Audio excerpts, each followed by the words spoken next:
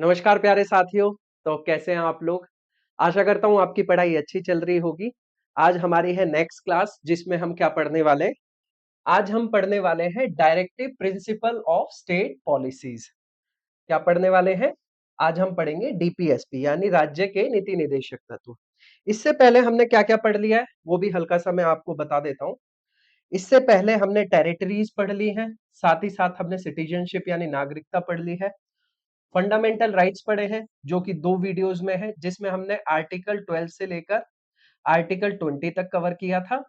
फिर आर्टिकल 21 से लेकर 35 तक कवर किया था। यानी हमने फंडामेंटल राइट्स और सिटीजनशिप, टेरिटरी और साथ ही साथ एमओसी यानी मेकिंग ऑफ कॉन्स्टिट्यूशन, प्रेम्बल वगैरह ये सब हमने समाप्त कर चुके हैं। ये सब हम कर चुके हैं पिछली क्लासेस में। अब हम पढ़ने वाले हैं क्या? डीपीएसपी।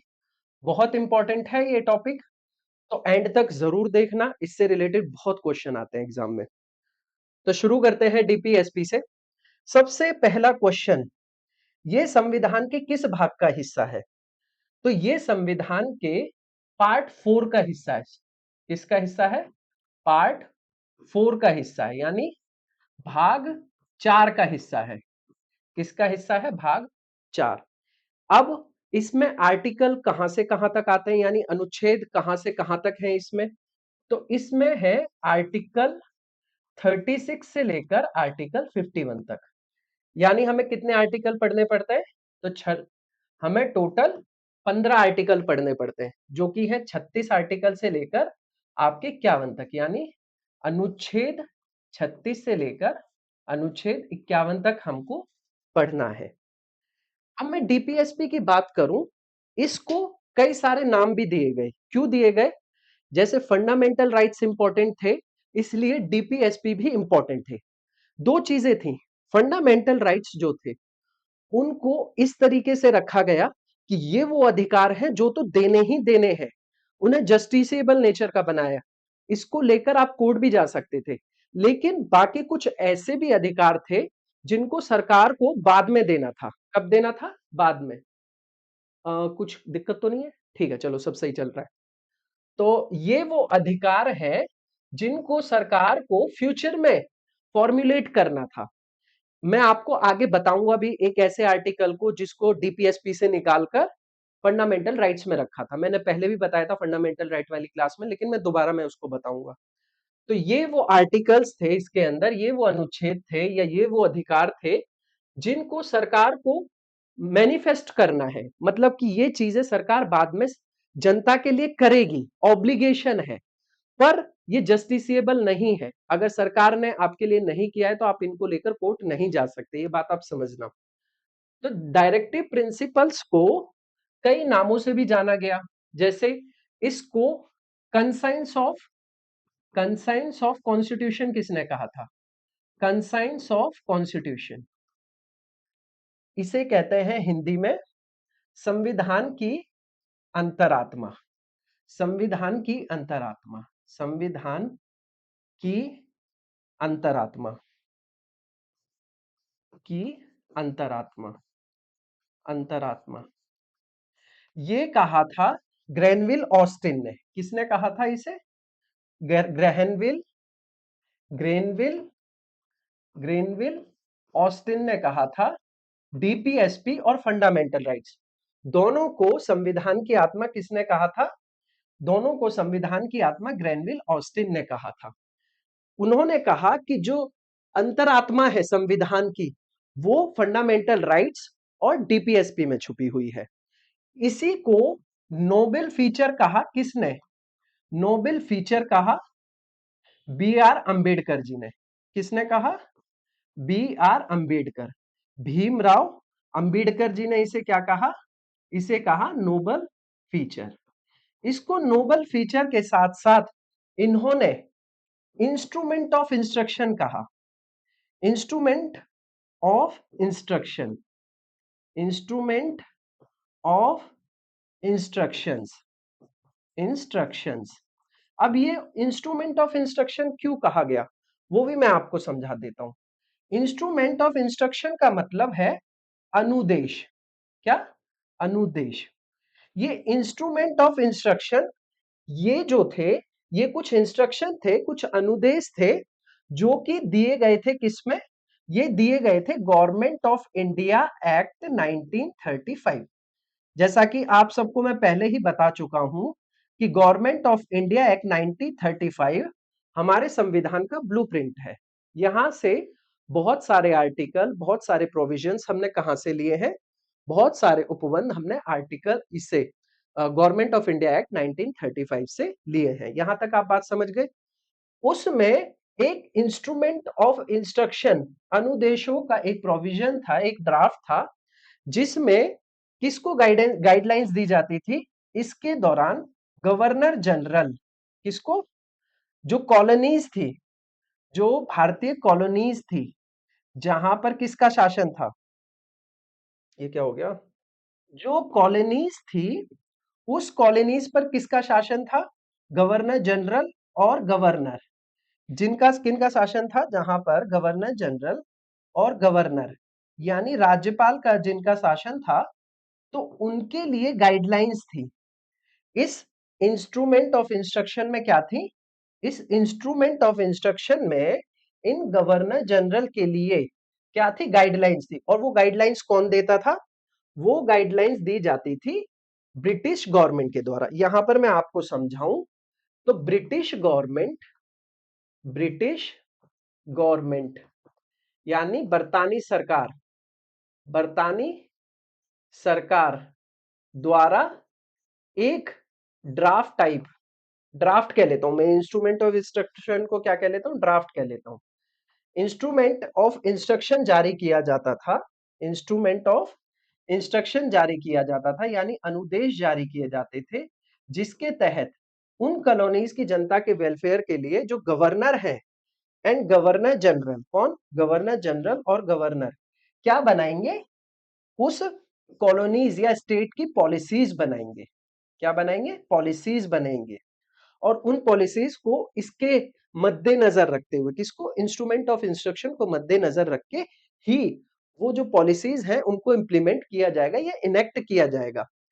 इसीलिए इन इंस्ट्रूमेंट ऑफ इंस्ट्रक्शन को, ये जो इंस्ट्रूमेंट ऑफ इंस्ट्रक्शन है, अनुदेश है, इन्हें ही कहा गया डीपीएसपी। किसके द्वारा? या मैं कहूं डीपीएसपी कहा गया, डीपीएसपी को कहा गया इंस्ट्रूमेंट ऑफ इंस्ट्रक्शन। किसके द्वारा? बी आर अंबेडकर जी के द्वारा। किसके द्वारा? बी आर अंबेडकर जी के द्वारा। ठीक है, इतना समझ में आया? यहां हमने क्या क्या देखा? यहां हमने देखा कि राज्य के नीति निदेशक जो तत्व होते हैं यानी डायरेक्टिव प्रिंसिपल्स है, ये पार्ट 4 में है, आर्टिकल 36 से लेकर 51 तक है। इनको ग्रैनविल ऑस्टिन ने संविधान की अंतरात्मा कहा, वहीं बी आर अंबेडकर ने इन्हें नोबल फीचर्स कहा, साथ साथ इन्हें इंस्ट्रूमेंट ऑफ इंस्ट्रक्शंस कहा, जो कि अनुदेश पहले गवर्नमेंट ऑफ इंडिया एक्ट 1935 में थे, जिसके तहत कॉलोनीज के गवर्नर एंड गवर्नर जनरल को ब्रिटिश सरकार द्वारा ये इंस्ट्रूमेंट ऑफ इंस्ट्रक्शन दिए जाते थे, जिसके तहत ये लोग पॉलिसीज बनाते थे। उसी तरह अब इसमें, और ये जो डीपीएसपी है इसमें क्या चेंज है? ये बिल्कुल ऐसा ही है।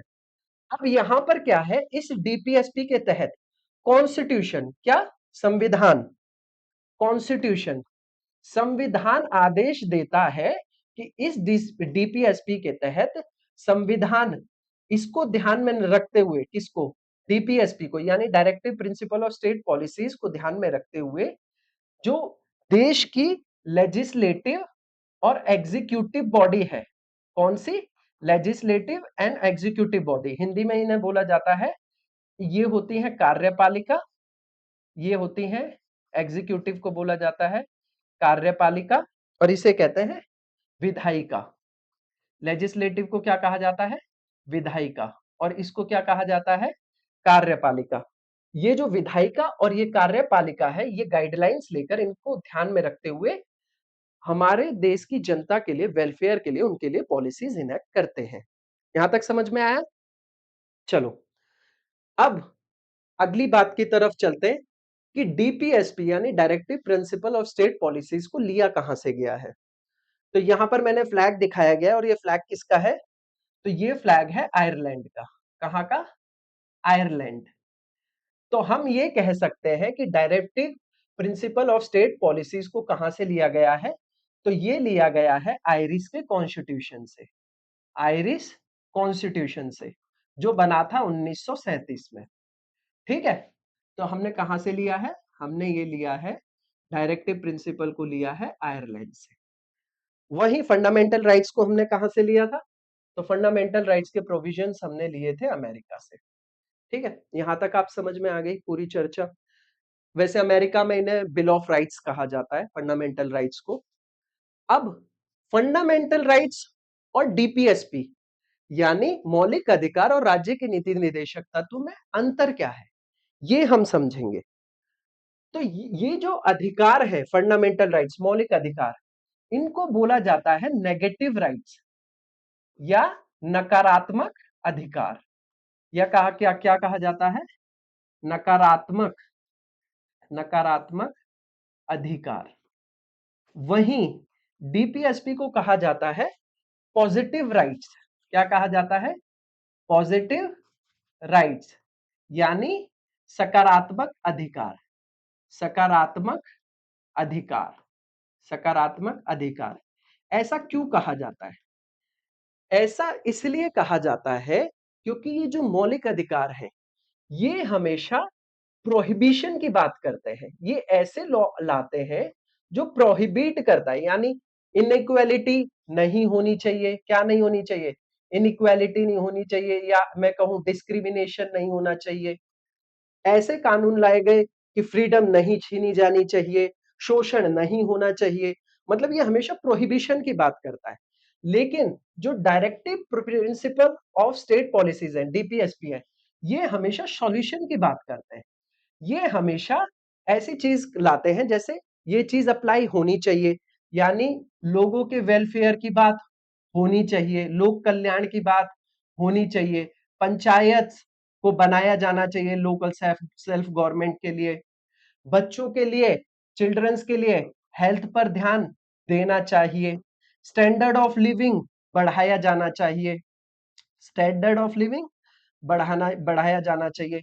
यानी ये पॉजिटिव राइट्स है, सकारात्मक अधिकार है, क्योंकि ये होने की बात करते हैं और ये प्रोहिबिशन की बात करता है, इसीलिए इसे क्या कहा जाता है, इसे कहा जाता है नेगेटिव राइट्स, और उन्हें क्या कहा जाता है, पॉजिटिव राइट्स। अब आगे बात कर लेते हैं जस्टिसिएबल और नॉन जस्टिसिएबल, जो कि मैंने आपको ऑलरेडी बता दिया था कि जो आपके फंडामेंटल राइट्स होते हैं, मौलिक अधिकार, ये होते हैं जस्टिसिएबल। कैसे होते हैं, जस्टिसिएबल होते हैं, यानी न्यायोचित, यानी आपके अगर मौलिक अधिकारों का हनन होगा तो आप उसके लिए डायरेक्टली सुप्रीम कोर्ट जा सकते हैं, या किसी भी कोर्ट में जाकर आप बता सकते हैं कि मेरे मौलिक अधिकारों का हनन हुआ है। लेकिन आपके डायरेक्टिव प्रिंसिपल नॉन जस्टिसिएबल होते हैं। कैसे होते हैं, नॉन जस्टिसिएबल होते हैं। इसको हिंदी में कहा जाता है गैर न्यायोचित, गैर न्यायोचित। ये जस्टिसेबल होते हैं, ये नॉन जस्टिसेबल होते हैं। और ये कहां पर दिया गया है, तो ये दिया गया है आर्टिकल 37 में। इसमें दिया हुआ है आर्टिकल 37 में। आर्टिकल 37 में ये कहा गया है कि ये जो डीपीएसपी के प्रिंसिपल है, स्टेट की ये ड्यूटी बनती है कि इनको ध्यान में रखते होने, यानी कीप इन माइंड, इनके प्रोविजन या प्रिंसिपल को ध्यान में रखते हुए ही इनको, किनको, स्टेट को पॉलिसीज बनानी है, यानी इनेक्ट करने हैं, लॉज बनाने हैं या पॉलिसीज बनाने हैं। पॉलिसीज यानी नए नियम या कानून बनाते समय, नियम या कानून बनाते समय किनका ध्यान रखा जाना चाहिए, डायरेक्टिव प्रिंसिपल्स का।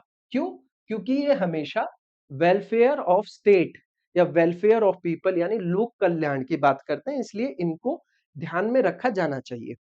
आप जैसे जानते हैं ना, मैनिफेस्टो होते हैं सरकारों के, ये असल में वही है। मैनिफेस्टो में देते हैं कि हम स्टैंडर्ड ऑफ लिविंग बढ़ा देंगे, हम अभी देखते हैं उत्तराखंड ने बोला कि हम यूनिफॉर्म सिविल कोड लाएंगे, वो भी क्या है, मैनिफेस्टो में उनके, वो भी डायरेक्टिव प्रिंसिपल है। इनइक्वालिटी घटाएंगे, यानी जो वादे होते हैं सरकारों के वो ज्यादातर कहां से लिए जाते हैं, वो डायरेक्टिव प्रिंसिपल से लिए जाते हैं। यहां तक आपको बात समझ में आई? मैंने क्या बता दिया?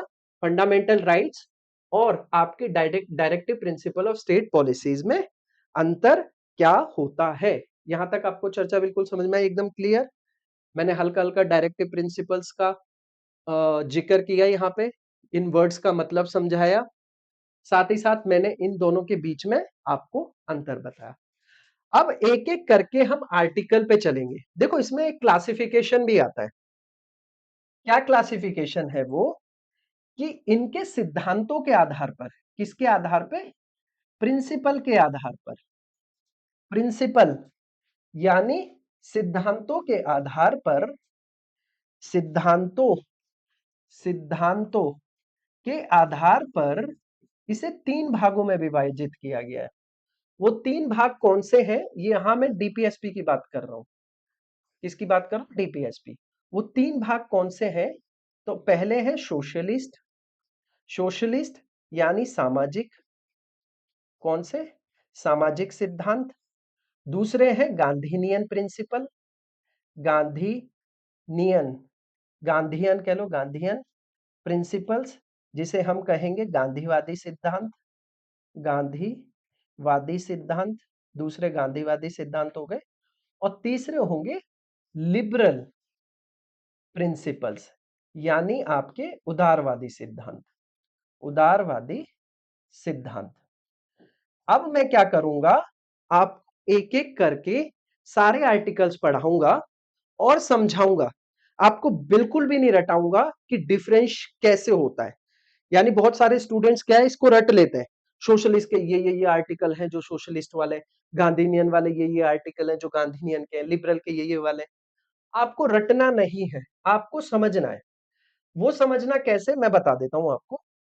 सोशलिस्ट वाले आर्टिकल, सोशलिस्ट वाले सिद्धांत या प्रिंसिपल वो है जिनमें बात की जा रही है वेलफेयर ऑफ पीपल या वेलफेयर ऑफ स्टेट की बात की जा रही है।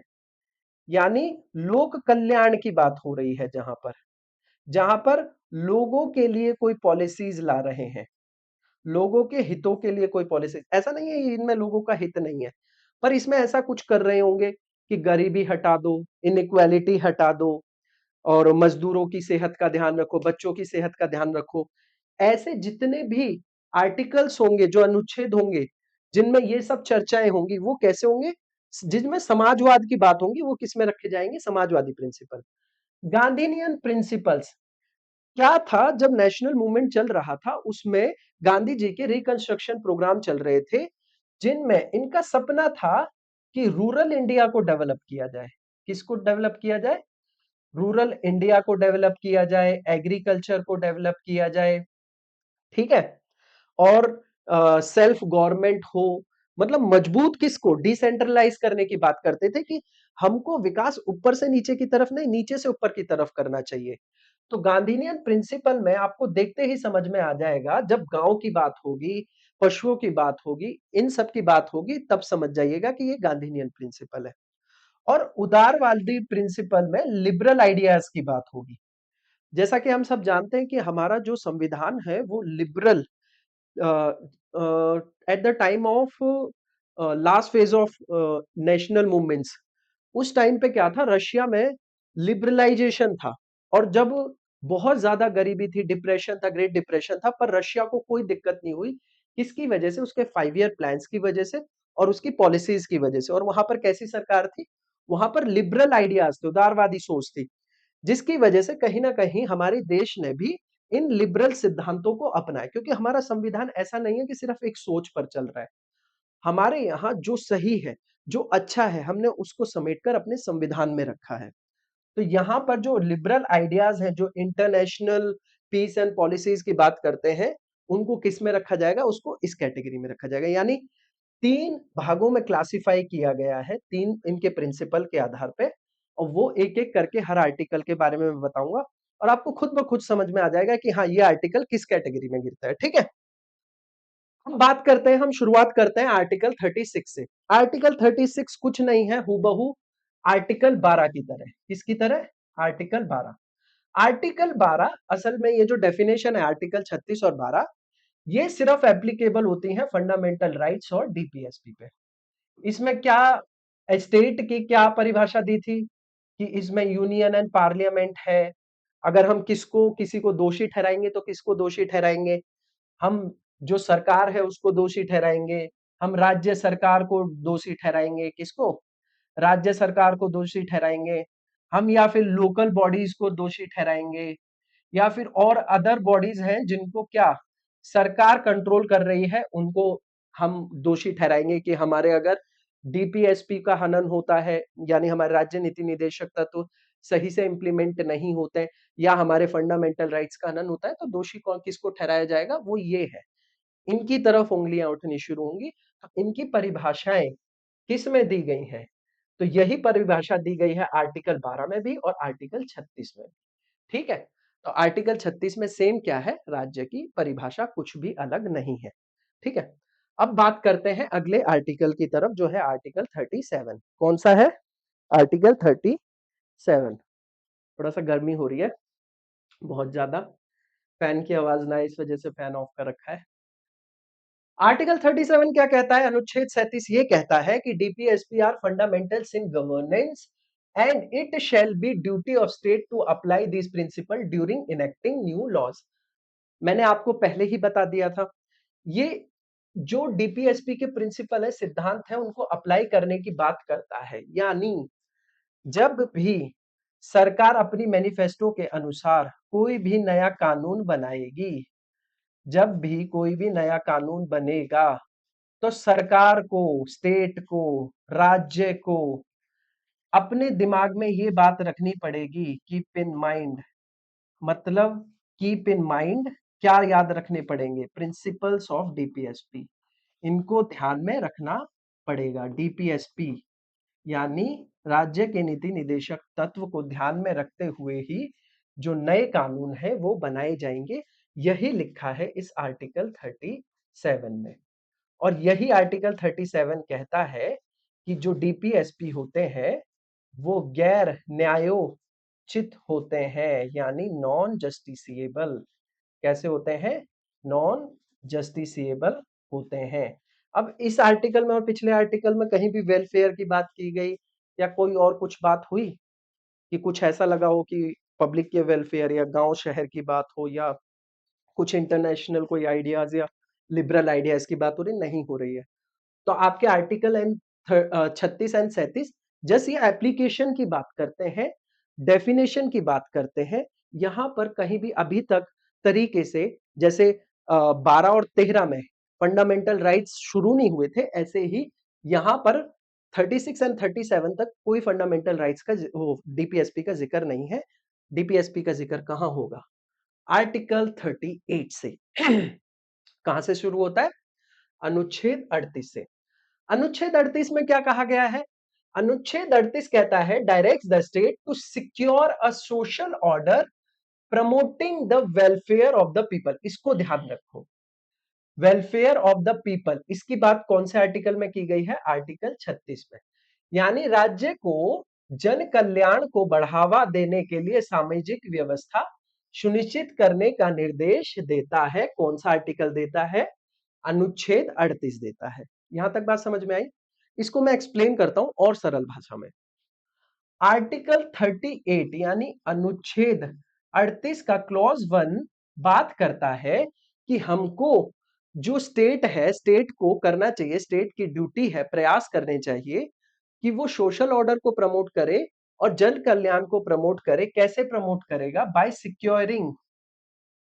Securing and protecting, by securing and protecting. Securing मतलब संरक्षण करके। संरक्षण किसका? संरक्षण करना है by protecting, by securing and protecting. एक minute. By securing and protecting, protecting justice, न्याय। किसकी बात करता है? हमें न्याय सिक्योर करना है। किसके लिए सिक्योर करना है? न्याय देना है। किनको देना है? जन को न्याय देना है। किसको? जो जनसंख्या है, भारत की जनसंख्या है, उसको न्याय देना है। और ये न्याय की बात किसमें की गई है? मतलब हमको सामाजिक उत्थान करना है। कैसे उत्थान करना है कि उनको न्याय प्रोवाइड करना है। और वो न्याय कैसा होना चाहिए? वो सोशली भी होना चाहिए, सोशल भी होना चाहिए, सामाजिक न्याय भी होना चाहिए, इकोनॉमिकल भी होना चाहिए, आर्थिक न्याय भी होना चाहिए। यानी सामाजिक न्याय होना चाहिए, साथ ही साथ आर्थिक न्याय होना चाहिए, और साथ ही साथ पॉलिटिकल न्याय होना चाहिए। कैसा न्याय होना चाहिए? पॉलिटिकल। यानी कैसा? ये होगा राजनैतिक, राजनैतिक न्याय। तीन न्याय की बात की गई है कि हम कैसे वेलफेयर कर सकते हैं पीपल का। तो अनुच्छेद 38 के क्लॉज 1 में दिया गया है कि हम न्याय को सिक्योर करके, कौन कौन सा न्याय? सोशल, इकोनॉमिकल एंड पॉलिटिकल न्याय को सिक्योर करके हम जन कल्याण कर सकते हैं। हम मतलब स्टेट, राज्य। ठीक है। अच्छा, एक और बात मैं आपको बता देता हूं कि जो फंडामेंटल राइट्स है, यहां पर फंडामेंटल राइट्स, ये ज्यादातर पॉलिटिकल राइट्स की बात करता है। किसकी बात करता है? पॉलिटिकल राइट्स या पॉलिटिकल जस्टिस की बात करता है, राजनैतिक न्याय की बात करता है। लेकिन डीपीएसपी में ज्यादातर सोशल एंड इकोनॉमिकल न्याय की बात होती है। किसकी? सोशल, सामाजिक न्याय और आर्थिक न्याय की बात होती है। ठीक है, समझ में आया? ये भी एक अंतर है। वापस आते हैं यहीं। ये तो अनुच्छेद 38 का क्लॉज 1 हो गया। लेकिन कुछ समय बाद सरकार को लगा, कुछ समय बाद संविधान बनाने वाले लोगों को, जो बाद में अमेंडमेंट्स करते हैं, उनको लगा कि यही कंप्लीट डेफिनेशन नहीं है। तो इसमें कुछ चीज और जोड़ी गई, और वो जोड़ा गया अनुच्छेद 38 में क्लॉज 2 जोड़ा गया। और ये क्लॉज 2 जोड़ा गया अमेंडमेंट, 44वें अमेंडमेंट, 44वें कॉन्स्टिट्यूशनल अमेंडमेंट से। और ये कब हुआ था? 44वां संवैधानिक संशोधन कब हुआ था? ये हुआ था 1978 में। 44वें संवैधानिक संशोधन 1978 के तहत अनुच्छेद 38 के 2 में ये जोड़ दिया गया कि इसको तो हमको करना ही है, कि हमको न्याय देना है और न्याय से हमको जन कल्याण करना है, साथ ही साथ हमें मिनिमाइज करना है। मिनिमाइज करना है या एलिमिनेट करना है? मिनिमाइज करना है, मिनिमाइज या एलिमिनेट करना है इनइक्वालिटी को। किसको मिनिमाइज करना है? इनइक्वालिटी को। तो अगर मैं सिंपल शब्दों में समझाऊं तो कीवर्ड पकड़िए आप। 38 में दो कीवर्ड की बात हो रही है। पहला हो गया न्याय की बात। पहले में किसकी बात कर रहा है? न्याय की बात कर रहा है। और दूसरे क्लॉज में किसकी बात कर रहा है? इनइक्वालिटी की बात कर रहा है, कि इनइक्वालिटी को खत्म करना है। किसको खत्म करना है? इनइक्वालिटी को खत्म करना है, यानी मिनिमाइज करना है इनइक्वालिटी को। और क्या करना है? इनइक्वालिटी किस में? इन, मिनिमाइज यानी असमानता को खत्म करना है। असमानता को खत्म करना है। कहां लिखूं? असमानता, असमानता का अंत लिख देता हूं। असमानता का अंत। और वो कैसे? कौन सी असमानता? इनकम में असमानता, इनकम में असमानता, इनकम में असमानता, साथ ही साथ स्टेटस में असमानता, अपॉर्चुनिटीज में असमानता,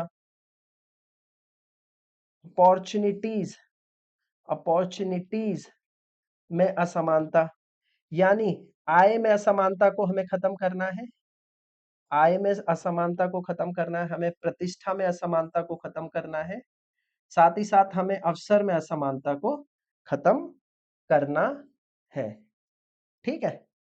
तो पहले में क्या बात की जाती है? कि पहले में बात की जाती है कि हमको सिक्योर करना है जस्टिस को, न्याय को सिक्योर करना है, जो कि सोशली, इकोनॉमिकल और पॉलिटिकल न्याय देना है। और दूसरा हमको इनइक्वालिटी को, यानी असमानता को खत्म करना है, जो कि जोड़ा गया था किस अमेंडमेंट से? तो ये जोड़ा गया था 44वें संशोधन से, 44वें कॉन्स्टिट्यूशनल अमेंडमेंट एक्ट 1978 से। तो यहां पर बात किसकी हो रही है? यहां पर बात हो रही है वेलफेयर ऑफ पीपल की, जन कल्याण की बात की जाती है ओवरऑल। और वो टूल्स क्या है जिनके थ्रू जन कल्याण होगा? तो वो ये दो टूल्स है, इनइक्वालिटी को खत्म करके और जस्टिस प्रोवाइड करके।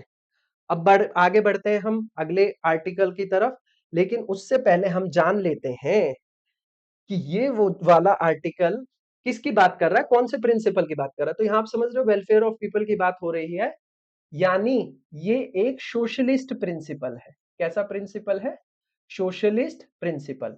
अब मैं इसको आगे ना एसपी लिख दूंगा, ठीक है, शॉर्ट फॉर्म में, तो आपको समझ में आ जाएगा एसपी का मतलब सोशलिस्ट प्रिंसिपल या समाजवादी सिद्धांत। ठीक है, तो ये वाला आर्टिकल किस में आता है? समाजवादी सिद्धांत। अब आगे बढ़ते हैं। अगला आर्टिकल है आर्टिकल 39, अनुच्छेद 39। यहाँ अनुच्छेद 39 में ये बात करता है, ये डायरेक्ट करता है certain principle followed by the state, यानी राज्य द्वारा पालन किए जाने वाले कुछ सिद्धांतों को निर्देशित करता है। वो सिद्धांत कौन से? वो अलग अलग क्लॉजेस में दिए गए हैं, जैसे ए क्लॉज में, बी क्लॉज में, सी, डी, ई और एफ क्लॉज में दिए गए। कितने? 2 4 6 क्लॉजेस में ये आर्टिकल 39 के प्रिंसिपल्स को दिया गया है। हिंदी में लिखा जाए तो हिंदी में क, ख, क्लॉज ग, घ, ढ़, च।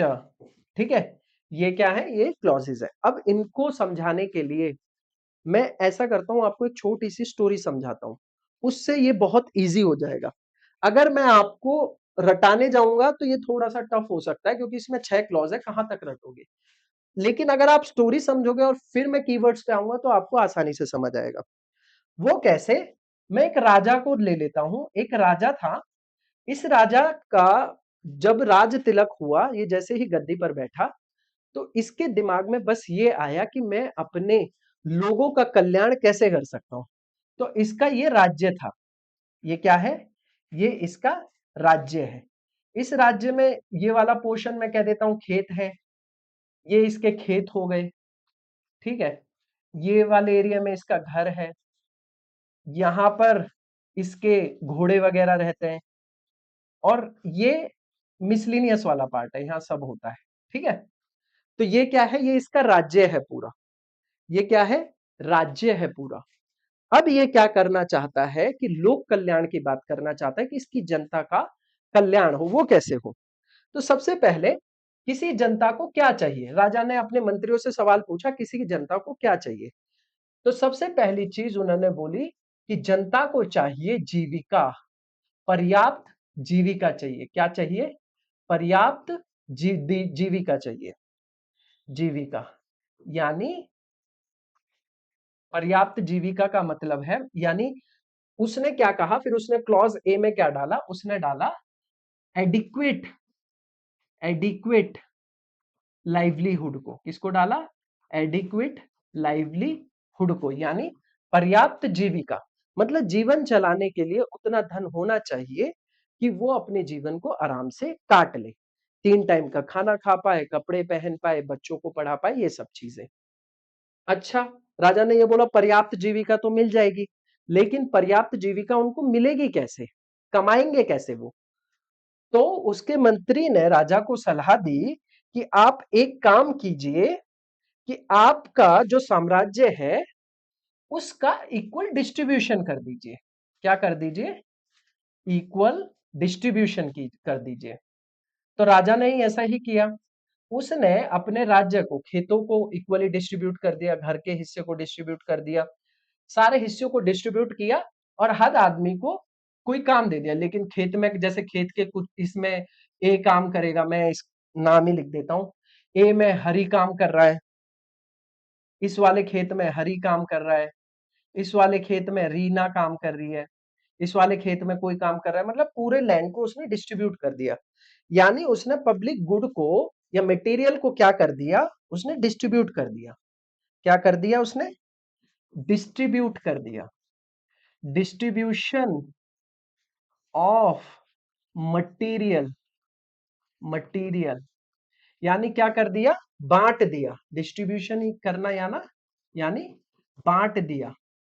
ठीक है, क्या किया? बांट दिया। अब सबके पास इक्वली इक्वली सारी चीजें आ गई। तो यहां से गेट से जो कमाते थे खुद थोड़ा अपने पास रखते थे, बाकी कुछ हिस्सा राजा को देते थे, और अपनी जीविका सही से चला रहे थे। तो यहां पर बात हो गई किसकी? यहां पर बात हो गई लाइवलीहुड की और डिस्ट्रीब्यूशन की। अब राजा को पता चलता है कि एक व्यक्ति है, उसने क्या किया है कि वो थोड़ा सा अमीर था, उसने ये जो डिस्ट्रीब्यूशन हुई प्रॉपर्टी है उसका ये वाला हिस्सा भी कब्जा लिया, यानी उसके पास एक ही हिस्सा था पर उसने एक और हिस्सा कब्जा लिया। ये अमीर था थोड़ा, तो इसने ये वाला हिस्सा कब्जा लिया और इससे आने वाली वेल्थ को क्या करने लगा, कॉन्सेंट्रेट करने लगा या संगठित करने लगा, अपने पास रखने लगा। तो राजा ने इसको बुलाया, इस रिच आदमी जिसका नाम है, मैं कह देता हूं, करोड़ीमल। पुराने टाइम में यही लोग थोड़े अमीर हुआ करते थे। तो करोड़ीमल को बुलाया और उसको कैद कर दिया, बोला कि ऐसे आप बाकी हमारी जनता के लोगों के अधिकारों का हनन नहीं कर सकते हैं, आप कंसंट्रेशन ऑफ वेल्थ नहीं कर सकते हैं, या मीन्स ऑफ प्रोडक्शन यानी जिससे इस हरि को या रीना को पैसा मिलता है, उसकी जीविका चलती है, उसका हनन नहीं कर सकते। ठीक है, इसने क्या कहा इस वाले, अगर मैं सी सी में क्या कहा उसने, सी वाले क्लॉज में जो प्रोविजन आया वो ये आया कि आप कंसंट्रेशन नहीं कर सकते। क्या नहीं कर सकते? Concentration of wealth, concentration of wealth यानी पैसा या मीन्स ऑफ प्रोडक्शन। ठीक है, यानी आप क्या नहीं कर सकते, कंसंट्रेशन को मैं कह सकता हूं इकट्ठा नहीं कर सकते। ठीक है, इकट्ठा नहीं कर सकते धन को। ठीक है, कंसंट्रेशन को रोका जाता, concentration of wealth, no concentration of wealth, wealth को रोकने के लिए इन्होंने कौन से आर्टिकल के क्लॉज सी में डाल दिया, 39 के सी में ये चीज डाल दी राजा ने कि आप कॉन्सेंट्रेशन भी नहीं कर सकते। तो यहां तक आपको बात समझ में आई, adequate livelihood, distribution material, concentration. अब ये बात हुई कि यहां पर जो दो खेत है, यहां पर ये जो दो खेत है, यहां पर हरि भी कमा रहा है, यहां पे रीना भी कमा रही है, काम कर रही है, लेकिन हरि को पैसे ज्यादा दे मिलते हैं और रीना को कम मिलते हैं। जब राजा ने अपने मंत्री से पूछा कि ऐसा क्यों हो रहा है, कहता है हरि ज्यादा मजबूत है, वो आदमी है, रीना औरत है, वो कम कम काम कर पाती है, इस वजह से हम इनको कम पे, इसको ज्यादा वेतन देते हैं, इसको कम वेतन देते हैं। जब इन दोनों को बुलाया गया, इनसे पूछा गया कि आप कितना प्रोड्यूस करते हो, तो हरि कहता है जी मैं तो 100 किलो अनाज उगाता हूँ। रीना से पूछा, रीना आप कितना उगाती हो, तो वो कहते हैं मैं भी 100 किलो अनाज उगाती हूँ। तब राजा ने कहा कि आपको ज्यादा क्यों मिल रहा है, आपको कम क्यों मिल रहा है, तो इसलिए राजा ने कहा ऐसा नहीं होना चाहिए, अगर इक्वल वर्क है तो इक्वल पे होना चाहिए, यानी equal pay for equal work, equal work यानी समान कार्य के लिए समान वेतन।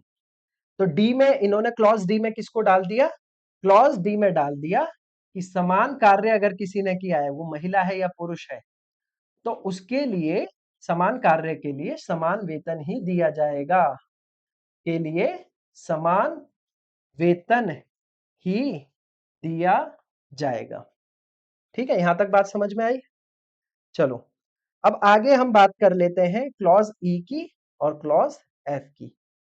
क्लॉज ई जिसे हम कहेंगे ढ, क्लॉज ई में अब क्या बात हुई, यहां तक सारा मैटर सुलझ गया। अब ये जो यहां पर घोड़े वाला जो एरिया है, यहां पर बच्चे काम कर रहे थे और वीक वर्कर्स, वीक वर्कर्स कह देता हूं, वीक वर्कर्स यानी वो श्रमिक जिनकी उम्र हो चली थी। और जो उम्र हो चली थी तो ऑब्वियस सी बात है कि घोड़े को नहलाना, उसका पालन पोषण करना थोड़ा हार्ड वर्क है। तो राजा ने कहा कि यहाँ पर हम बच्चे को या किसी बुजुर्ग को एम्प्लॉय नहीं कर सकते, उनकी तो हेल्थ को नुकसान हो रहा है। तो उन्होंने क्या किया कि इनको यहाँ से हटाकर ऐसी जीविका प्रोवाइड की जाए जो थोड़ी इजी है। उन्होंने अपने घर में लगा लिया, घर के ऐसे कामों में जहां थोड़ा रख रखाव, सामान को इधर उधर रखना, फाइलें इधर उधर करना, ऐसे कामों में लगा दी जो कि ये लोग कर सकते हैं। यानी डी में बात की, ई में बात की गई कि जो बच्चे हैं या वर्कर्स हैं, वर्कर्स हैं, वर्कर्स हैं और जो बच्चे हैं, चिल्ड्रंस हैं, वर्कर और चिल्ड्रंस, इनकी हेल्थ का ध्यान दिया जाएगा। किसका ध्यान दिया जाएगा? इनके स्वास्थ्य का ध्यान दिया जाएगा, स्वास्थ्य का ध्यान दिया जाएगा। इनको हैवी वर्क में, जहां पर काम बहुत मैं कह सकता हूं अधिक है, अधिक ना कहकर थोड़ा टफ है, वहां पर एम्प्लॉय नहीं किया जाएगा। वो किस में दिया गया? वो आर्टिकल 39 के ई में ये वाला क्लॉज डाल दिया। और एफ में क्या डाल दिया? अब ये जो बच्चे वहां पर पहुंच गए, अब उसके घर पे आ गए, वो बच्चों को देखता है, बच्चों की हेल्थ थोड़ी नाजुक थी, कमजोर हो गए थे घोड़े की धुलाई करते करते। तो उसने क्या किया, इन चिल्ड्रंस के हेल्थ डेवलपमेंट की बात की, और उसके लिए कौन सा क्लॉज बना दिया? Health development. यानी हमको किस पर ध्यान देना चाहिए? हमें बच्चों के स्वास्थ्य के विकास पर ध्यान देना चाहिए। किस पर ध्यान देना चाहिए? स्वास्थ्य विकास पर ध्यान देना चाहिए। स्वास्थ्य विकास पर ध्यान देना चाहिए। ये सब चीजें करके उसने अपने स्टेट की जनता को क्या किया? खुश कर दिया। एक बार दोबारा से रिवाइज करते हैं, थोड़ा ज्यादा लंबा हो गया। एक राजा था, उस राज्य का एक शासन मतलब एक एरिया था, टेरिटरी थी। उसके लोगों को उनके जन कल्याण के लिए उसने कुछ पॉलिसीज बनाई, मंत्री को बुलाया, मंत्री से पूछा सबसे पहली चीज हम क्या कर सकते हैं अगर हम अपनी जनता को खुश करें? तो उसने कहा जनता को पैसा मिल जाएगा ठीक ठाक तो वो खुश हो जाएंगे। ऑलरेडी पैसा कैसे मिलेगा? उनको जीविका मिलनी चाहिए, उनको पर्याप्त जीविका मिलनी चाहिए। तो राजा ने कहा डन, होना चाहिए, पर्याप्त जीविका दो इनको। अब पर्याप्त जीविका कैसे मिलेगी, इसका रास्ता कैसे? तो उन्होंने क्या किया? डिस्ट्रीब्यूट किया, distribution of material and public goods, उसका डिस्ट्रीब्यूशन कर दिया। उन्होंने अपने खेत वेत दे दिए, जाओ इसमें काम करो, घर के कामों में लगा दिया, घोड़ों की धुलाई में लगा दिया, यानी उससे जो कमाई करेंगे वो अलग होगी और राजा का भी काम हो जाएगा। यानी उसने जो मटेरियल है उसका डिस्ट्रीब्यूशन कर दिया। अब ऐसे भी लोग होते हैं जो करप्ट होते हैं, उनमें से कोई एक करप्ट था और अमीर भी था। उसने दूसरे का एरिया भी कब्जा लिया, उससे जो धन आता था उसको कंसंट्रेट करने लगा। तो राजा ने उसको क्या दिया? राजा ने उसको जुर्म देखते हुए उसको सजा दी और कंसंट्रेशन ऑफ वेल्थ को रोका, और एक एग्जाम्पल सेट किया कि कोई भी वेल्थ का कंसंट्रेशन नहीं करेगा। साथ ही साथ हरि और रीना का केस उसके सामने आया, उसमें दोनों काम बराबर कर रहे थे लेकिन हरि को ज्यादा पैसा मिल रहा था। तो जब राजा ने कहा कि जब ये काम दोनों बराबर कर रहे हैं तो पैसा क्यों अलग मिल रहा है? तो इसलिए उसने कहा कि ये भी होना चाहिए कि किसी ने इक्वल काम किया है तो उसको इक्वल पे किया जाना चाहिए, समान कार्य के लिए समान वेतन की बात की। और जो बच्चे ऐसी जगह पर एम्प्लॉयड थे जहां हैवी वर्क हो रहा है, वहां पर बच्चे या वर्कर्स, उनको उनके हेल्थ इश्यूज को देखते हुए उन्हें ऐसे काम में लाया गया जो थोड़े कम वैसे थे, मतलब कि हैवी नहीं थे, लाइट वर्क्स में डाला गया और उनकी हेल्थ पर ध्यान दिया गया। और जो चिल्ड्रंस है उनकी हेल्थ डेवलपमेंट पर ध्यान दिया गया कि जो छोटे बच्चे हैं उन्हें न्यूट्रिशन ज्यादा चाहिए, वो ग्रोइंग स्टेज में होते हैं, तो इन चीजों पर ध्यान दिया गया। तो ये सब थे क्या? ये सब था अनुच्छेद, आर्टिकल अनुच्छेद के क्लॉजेस थे, ABCDEF। और ये वाला जो क्लॉज है, क्लॉज एफ, ये वाला क्लॉज सबसे बाद में जोड़ा गया था। कौन से अमेंडमेंट से ये जोड़ा गया था? 42nd अमेंडमेंट 1976, यानी 42वें संशोधन 1976 के तहत ये एफ वाला क्लॉज जोड़ा गया था, ये याद रखिएगा। बाकी मैं बाद में समराइज कर दूंगा कि कौन से ये जो संवैधानिक संशोधन है कौन सा क्लॉज ऐड किया गया था, ठीक है। अब आगे बात करते हैं अगले आर्टिकल की तरफ, अगला आर्टिकल की तरफ चलते हैं। अगला आर्टिकल है आर्टिकल 40। अब देखो यहां भी वही बात हो रही है, एक और चीज कंफर्म कर लेते हैं, सब जगह लोक कल्याण की बात हो रही है, तो ये भी आपकी एक सोशलिस्ट प्रिंसिपल में आता है, यानी ये भी समाजवादी सिद्धांतों में ये आर्टिकल आता है, ठीक है। अब आगे चलते हैं, आगे है आर्टिकल 40। आगे आर्टिकल 40 पढ़ने से पहले एक और आर्टिकल है, आर्टिकल 39A। ये जो आर्टिकल 39A है, इसको भी किससे जोड़ा गया था? 42nd अमेंडमेंट से जोड़ा गया था 1976 में। कब? 1976 में, 42वें संवैधानिक संशोधन द्वारा। किस द्वारा? संशोधन द्वारा, संवैधानिक संशोधन द्वारा। इसमें किसकी बात की गई है? इसमें बात की गई है इक्वल जस्टिस, इक्वल जस्टिस दिया जाएगा। कोई अमीर है गरीब है इसका मतलब ये नहीं है कि उसको जस्टिस नहीं मिलेगा। साथ ही साथ फ्री लीगल एड दी गई है, फ्री लीगल एड। जैसा कि आप सब जानते हो कि जो हाई कोर्ट है, कोर्ट्स हैं, सुप्रीम कोर्ट्स हैं, आपके कैट हैं, इन सब की फीस बहुत महंगी होती है। इनके जज कह रहा हूँ, सॉरी, जो वकील होते हैं उनकी जो फीस है बहुत ज्यादा होती है। अब मतलब जो गरीब होगा, जो फीस पे नहीं कर पाएगा, क्या उसको न्याय नहीं मिलेगा? ऐसा नहीं है। उनके लिए सरकार क्या करती है? उनके लिए लीगल प्रैक्टिशनर प्रोवाइड करती है, यानी उन्हें फ्री लीगल एड, यानी निशुल्क निशुल्क वैधानिक सहायता वैध सहायता देती है। कौन देते हैं? स्टेट देती है, सरकार देती है। और समान न्याय प्रोवाइड करती है, समान न्याय। और ये किस आर्टिकल में है? तो ये है आर्टिकल 39A, जो कि जोड़ा गया था 42वें संशोधन द्वारा, जो कि 1976 में हुआ था। और ये भी किसके अंडर आता है? ये भी आता है सोशलिस्ट प्रिंसिपल्स के अंदर, यानी सामाजिक सिद्धांत के अंदर। यहां तक आपको बस समझ में आई? अब बढ़ते हैं अगले आर्टिकल की तरफ, जो है आर्टिकल 40, अनुच्छेद 40 क्या कहता है? अनुच्छेद 40 सीधे सीधे बात करता है ऑर्गेनाइजेशन ऑफ विलेज पंचायत, यानी ग्राम पंचायतों का गठन करने और उनके स्वशासन के लिए इकाइयों के रूप में कार्य करने के लिए आवश्यक शक्तियों प्रदान करने का निर्देश देती है। कौन? स्टेट। यानी ये किसका सपना था? गांव है, गांव की बात आई, और गांव में पंचायत बनाने की बात आई, यानी गांव के लोगों को उनके लिए स्वचालित सरकार देने की बात आई। यानी सरकार के जो दो टीयर हैं, दो टीयर कौन कौन से हैं? एक आपकी यूनियन गवर्नमेंट होती है, या मैं कहूं सेंट्रल गवर्नमेंट होती है, और एक आपकी होती है स्टेट गवर्नमेंट। इसमें एक और टीयर जोड़ना, तीसरा टीयर जोड़ने का काम करता है ये अनुच्छेद 40। और यहां पर किसकी बात करता है? ये बात करता है पंचायत के गठन की। किसकी बात करता है? पंचायत के गठन की। और ये पंचायत का गठन किसका सपना था? तो ये सपना था, ये विजन था गांधी जी का। किसका विजन था ये विजन था गांधी जी का। किसका विजन था? गांधी जी का। तो इसीलिए इसको किस में डाला गया है? इसीलिए इसको डाला गया है गांधीनियन प्रिंसिपल में, गांधीवादी सिद्धांतों में इस आर्टिकल को डाला गया है। ये आर्टिकल कौन सा है? आर्टिकल 40। अब आगे की तरफ चले, चलो आगे की तरफ बढ़ते हैं। अगला आर्टिकल है आर्टिकल 41। आर्टिकल 41 किसकी बात करता है? आर्टिकल 41 बात करता है कि स्टेट को प्रयास करने चाहिए किस तरफ? कि राइट टू वर्क मिले, to educate and public assistance in certain cases.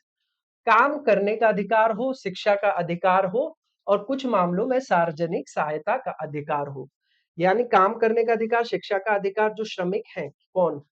श्रमिक, वर्कर्स, उनके बच्चे, या ऐसा तबका जो गरीब है, उनको शिक्षा का भी अधिकार हो, उनको काम करने का भी अधिकार हो, साथ ही साथ उनको सार्वजनिक सहायता मिले, सब्सिडीज वगैरह मिले। ऐसी पॉलिसीज बनाए जिनका उत्थान हो, इनको अपलिफ्ट किया जाए। तो ये सब किस में दिया गया है? ये सब दिया गया है आर्टिकल 41 में। ये दोबारा से जन कल्याण की बात कर रहा है, तो ये आर्टिकल जो 41 है, ये भी किस में आ जाता है? समाजवादी सिद्धांत में, यानी आपका सोशलिस्ट प्रिंसिपल्स में। अब आगे की तरफ बढ़ते हैं। अगला आर्टिकल है आर्टिकल 42। अगले आर्टिकल 42 में दो चीजों की बात हुई है।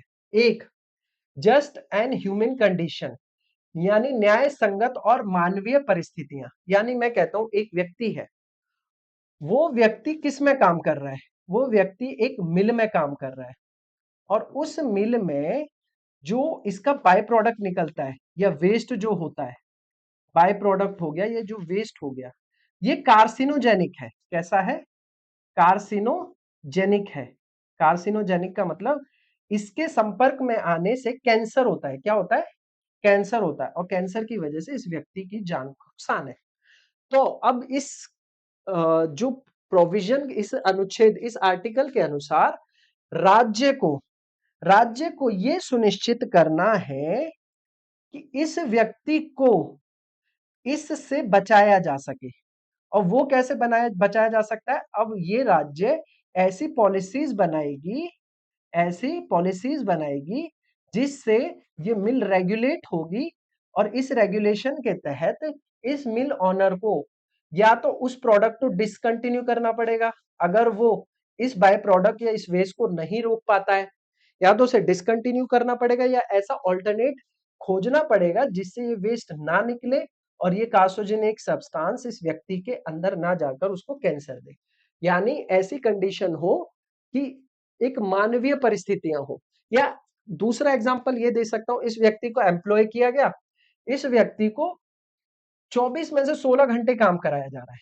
कितना काम कराया जा रहा है? 16 घंटे। और कंडीशंस कैसी हैं? गर्मी ऑलरेडी है, गर्मी ऑलरेडी है और यहाँ पर भट्टियां चल रही है, और भट्टियां ऐसी चल रही हैं कि वहां टेम्परेचर 60 डिग्री सेल्सियस तक पहुंच जा रहा है। तो ऐसी कंडीशन है जिसमें इस व्यक्ति का काम करना बहुत मुश्किल है। ऐसा सुनिश्चित किया जाएगा कि ऐसी जगहों पर या तो उस व्यक्ति को एम्प्लॉय न किया जाए, मशीनों का इस्तेमाल किया जाए, या कोशिश की जाए कि वहां पर ऐसी चीज हो जिससे इसको ह्यूमन कंडीशन प्रोवाइड हो सके। साथ ही साथ महिलाओं के लिए मैटरनिटी रिलीफ, यानी आप देखते हो ना, जब कोई महिला किसी ऑफिस में काम करती है और गर्भवती हो जाती है तो उसको क्या देते हैं? मैटरनिटी लीव्स मिलती हैं, और उसकी जॉब नहीं जाती है, उसको बराबर तनख्वाह आती है। उसके बेबी हो जाने के कुछ समय बाद तक भी उसको ऑफिस आने की जरूरत नहीं है, लेकिन उसकी तनख्वाह बराबर जाती रहेगी। ये प्रावधान किसके तहत दिए जाते हैं? ये दिए जाते हैं आर्टिकल 42 यानी अनुच्छेद 42 के तहत। यानी दो चीजों की बात हो रही है यहाँ।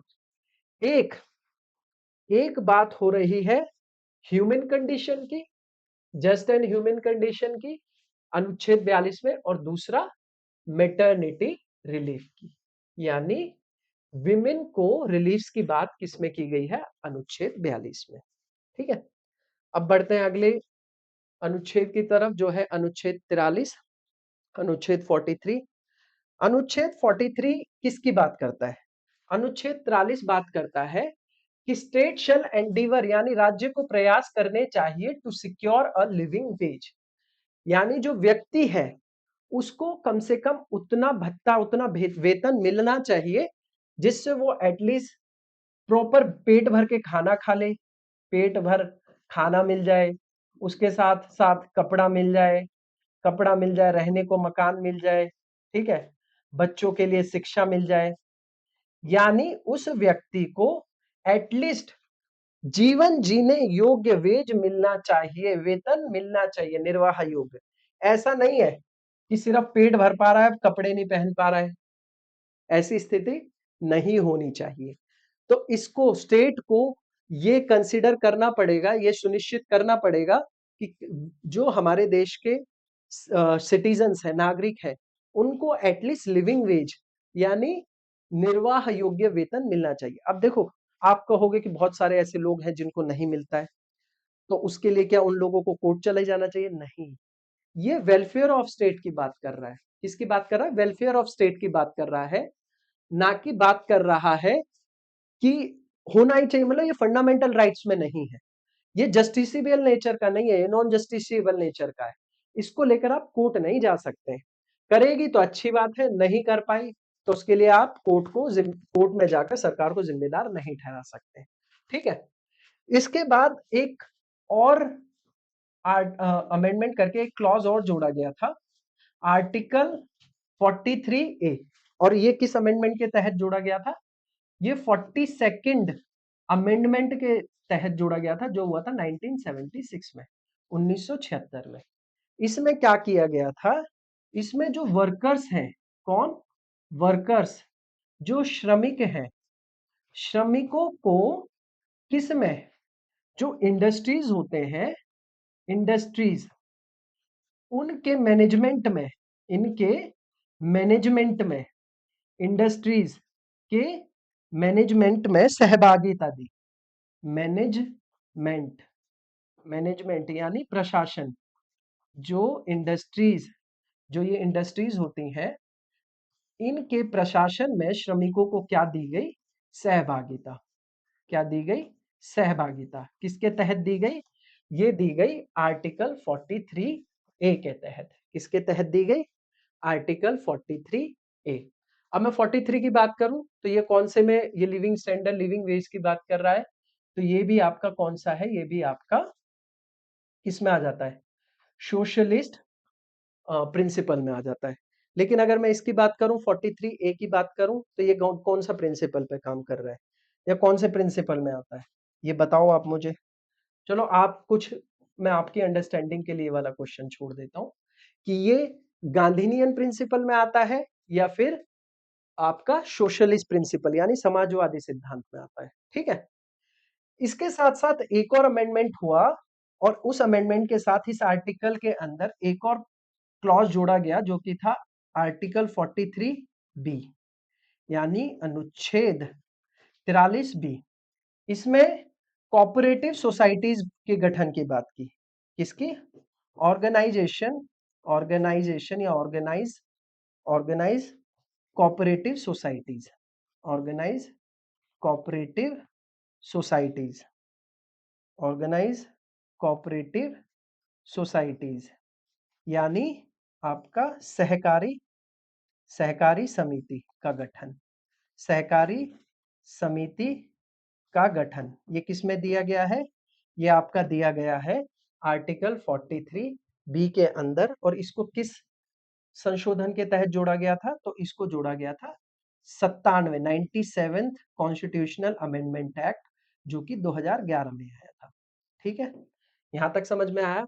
अब आगे की तरफ बढ़ते हैं। अगला आर्टिकल है आपका आर्टिकल 44 यानी अनुच्छेद 44। अनुच्छेद 44 किसकी बात करता है, अनुच्छेद 44 सभी नागरिकों के लिए यूनिफॉर्म सिविल कोड की बात करता है। किसकी बात करता है, ये समान नागरिक संहिता की बात करता है कि लागू करना चाहिए समान नागरिक संहिता, किनके लिए, सभी नागरिकों के लिए। वैसा अभी तक हमारे देश में पॉसिबल नहीं है। अभी रिसेंट में उत्तराखंड ने इसकी डिमांड की थी कि हमारे स्टेट में यूनिफॉर्म सिविल कोड लागू होना चाहिए और इस पे बात हो रही है। यानी इसका मतलब ये है कि हम बात करें वन नेशन वन लॉ की, वन नेशन वन लॉ की। जैसे मैं एग्जांपल के तौर पे बताऊं कि हिंदुओं में जो तलाक के प्रोविजंस हैं, डाइवोर्स के प्रोविजंस हैं, वो अलग हैं। और मुस्लिम लॉ के अनुसार मुस्लिम्स में जो डाइवोर्स के, तलाक के प्रोविजंस हैं वो अलग हैं। लेकिन इसके अनुसार अगर यूनिफॉर्म सिविल कोड लागू हो जाएगा, उसके तहत दोनों के जो डाइवोर्स प्रोविजंस है, तलाक के प्रोविजन है, वो एक जैसे हो जाएंगे। तो यहाँ ये किसकी बात करता है, आर्टिकल 44 वो बात करता है यूनिफॉर्म सिविल कोड की, यानी सभी नागरिकों के लिए समान नागरिक संहिता। समझ में आया। और ये कैसा सिद्धांत है, तो ये लिबरल, यानी ये जो आइडिया है ये लिबरलाइजेशन का आइडिया है, तो ये रखा जाता है लिबरल प्रिंसिपल के अंदर। अब बात करते हैं अगले आर्टिकल की जो कि है अनुच्छेद 45। कौन सा है आपका, अनुच्छेद 45 है। अनुच्छेद 45 में क्या दिया गया है, अनुच्छेद 45 में दिया गया है कि जो स्टेट है shall endeavour to provide early childhood care, इस पे ध्यान देना, अर्ली चाइल्डहुड केयर यानी कोई बच्चा है, कोई बच्चा है जिसकी उम्र 6 वर्ष से कम है, यानी 0 से लेकर 6 साल का, यानी अभी जन्मा हुआ बच्चा है, हाल का जन्मा हुआ बच्चे से लेकर 6 साल। आप देखते होंगे आशा वर्कर्स होती हैं और आंगनवाड़ी होती हैं, वो किस लिए होती हैं, वो इसीलिए होती हैं कि इस 0 से लेकर 6 साल के बच्चे तक उसके न्यूट्रिएंट्स का ध्यान दिया जाए कि उसको खाने में क्या मिल रहा है, उसके पोषण का ध्यान दिया जाए। ठीक है, उसके कॉग्निटिव बिहेवियर को देखा जाता है कि वो कैसे कैसे डेवलप कर रहा है, उसके हाथ पैर सही से काम कर रहे हैं, मतलब ऐसा नहीं है कि हाथ पैर, उसके मेंटल विकास के लिए, मानसिक विकास के लिए, और उसको प्रॉपर न्यूट्रिएंट्स मिले, उसको दवाइयां मिले, ये सब सुनिश्चित करती है सरकार। साथ ही साथ उसकी एजुकेशन, अब धीरे धीरे जैसे आपने देखा होगा आंगनवाड़ी में छोटे छोटे बच्चे, जो माँ बाप अफोर्ड नहीं कर पाते बच्चों की शिक्षा, तो उसको भी ध्यान में रखा जाता है, किसके द्वारा, उसको भी ध्यान में रखा जाता है राज्य के द्वारा, स्टेट के द्वारा। ठीक है, तो जब तक बच्चा कंप्लीट नहीं कर लेता, 0 से लेके 6 साल तक नहीं हो जाता, तब तक उसकी जो अर्ली चाइल्डहुड केयर है, यानी जो 6 वर्ष की आयु होने से पहले जो बाल्य अवस्था की देखभाल है, बालपन की जो देखभाल है और उसकी शिक्षा का ख्याल कौन रखता है, वो राज्य रखता है। ठीक है, ये पहले 0 से लेके 14 साल तक का था कहां तक का था? 0 से लेके 14 तक। अब इसके तहत जो सरकार के मैनिफेस्टो में ये दिया गया था, तो ये कहा गया कि अगर यहाँ पर सिर्फ बात की गई है कि होनी चाहिए, मौलिक अधिकार नहीं था, ये होना चाहिए, इसके लिए कभी कोर्ट नहीं जा सकते थे। 0 से लेके 6 साल के बच्चों को अगर सरकार ये सब मुहैया नहीं कराती तो इसको लेकर कोर्ट नहीं जा सकते। लेकिन उन्होंने कहा कि अगर हम इसको फंडामेंटल राइट बना दें तो हम कोर्ट जा सकते हैं, मतलब कि जनता कोर्ट जा सकती है। तो इन्होंने क्या किया था, जो 14 साल के 6 से लेके 14 साल के जो बच्चे हैं उनके लिए जो राइट टू एजुकेशन है, राइट टू एजुकेशन 0 से लेके 6 साल के बच्चे तक को तो यहीं पे डाल दिया, जो कि पहले 0 से लेके 14 साल तक के बच्चे का था। अब जो 6 से ऊपर का बच्चा है, यानी 6 साल से लेके जो 14 साल तक का बच्चा है, उसकी शिक्षा का अधिकार यानी राइट टू एजुकेशन, क्या? शिक्षा का अधिकार, शिक्षा का अधिकार, इस वाले प्रोविजन, इस वाले प्रावधान को निकाल कर यहां से कहां पर डाल दिया? इसको डाल दिया फंडामेंटल राइट्स में, और इसे बना दिया गया आर्टिकल 21A। और ये कैसे किया गया? ये किया गया अमेंडमेंट के जरिए। और वो कौन सा अमेंडमेंट था? वो था 86वां कॉन्स्टिट्यूशनल अमेंडमेंट एक्ट, यानी 86वां संशोधन था, जो कब लाया गया था? 2002 में लाया गया था। कब लाया गया था? 2002 में लाया गया था, और 2003 में ये लागू हो गया था। यहां तक बात समझ में आई कि आर्टिकल 45 में क्या है? यहाँ पर अर्ली चाइल्डहुड केयर की बात की जा रही है, और बच्चों के लिए। देखो, बच्चों के हित की बात कौन करते थे? बच्चों के हित की बात गांधी जी भी करते थे, और ये एक तरीके का, मैं कहूं, ये सोशलिस्ट में भी जाता है, और ये एक तरीके का गांधीनियन प्रिंसिपल भी है। कैसा है? गांधीनियन प्रिंसिपल भी है, साथ ही ये एक सोशलिस्ट प्रिंसिपल भी है। अब जैसे मैं बात करूं, एक और आर्टिकल था, ये जो मैं आपको बता रहा था, लिविंग वेज, इसी के अंदर बात की गई थी कि जो वर्कर्स है, जो वर्कर्स है उनको क्या?